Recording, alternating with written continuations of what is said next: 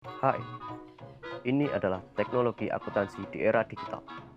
Kita tinggal men-scan bukti transaksi, maka aplikasi akan langsung mencatatnya ke dalam jurnal. Sangat memudahkan kita sebagai seorang akuntan. Hai, aku Chris dari kelas A Akuntansi 19. Gimana teman-teman menurut kalian teknologi tersebut jika ada di masa depan? Bisa menggantikan seorang akuntan bukan? Tentu saja, kita sebagai akuntan muda harus siap menghadapi perubahan tersebut. Sebelum kita masuk ke pembahasan yang lebih lanjut, pertama-tama mari kita ketahui dulu apa pengertian era digital.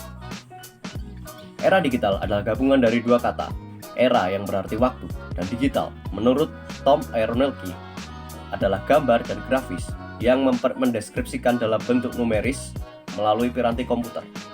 Secara etimologi, digital dalam bahasa Yunani adalah digitus, yang artinya 10 jari. Angka 10 memiliki dua radiks, 1 dan 0. 1 dan 0 merupakan bilangan biner. Bilangan biner merupakan bilangan penyusun basis data yang ada dalam komputer. Biasa kita sebut sebagai bit.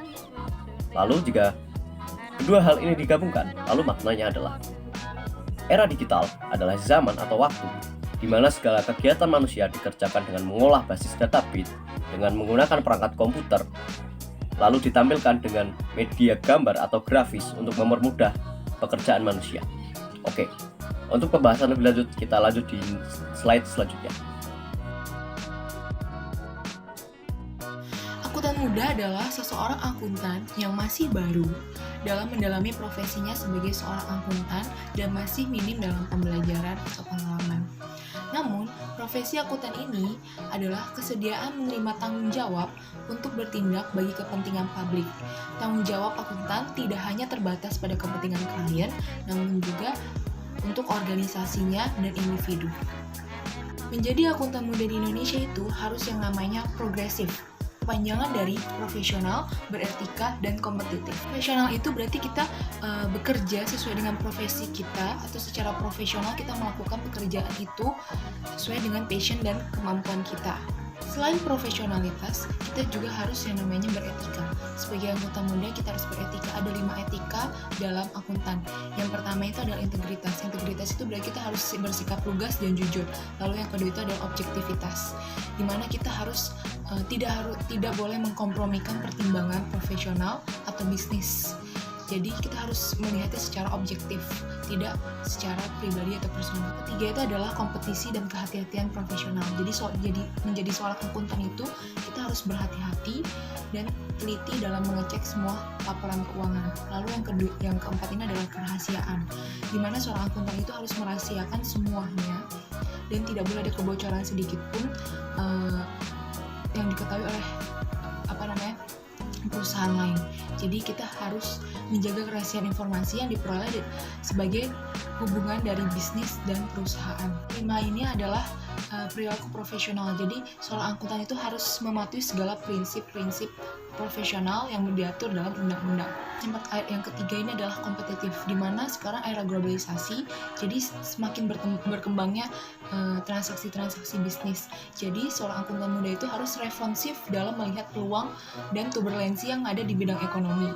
Jadi kita harus luas di jaring, habis itu harus memiliki pengalaman yang praktis, habis itu memiliki standar kerja yang baik, habis itu memiliki jiwa kepemimpinan, dan kita harus bisa menjadi decision maker atau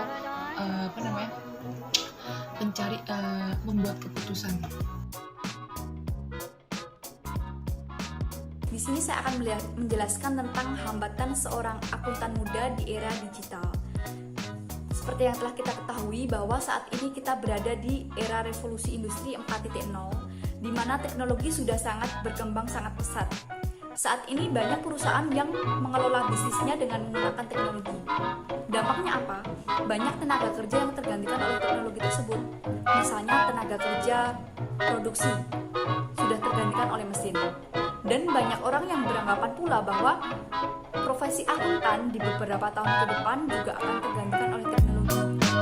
Karena memang ada beberapa aplikasi yang dapat menyajikan laporan keuangan secara langsung, sehingga perusahaan dapat menggunakan aplikasi tersebut secara mandiri seperti itu. Nah, hal ini merupakan hambatan bagi seorang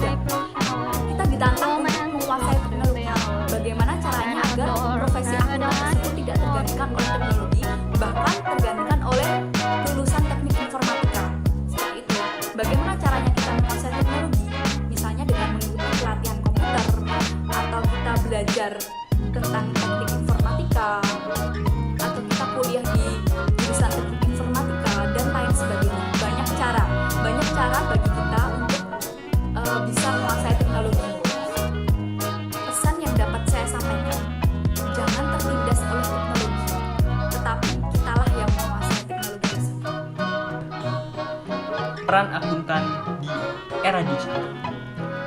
Menurut Bapak Mardiasmo selaku Wakil Menteri Keuangan sekaligus Ketua Dewan Pengurus Nasional Ikatan Akuntansi Indonesia mengatakan bahwa pada saat ini akuntan itu tidak lagi terbatas pada bookkeeping, melainkan juga mencakup pengendalian internal.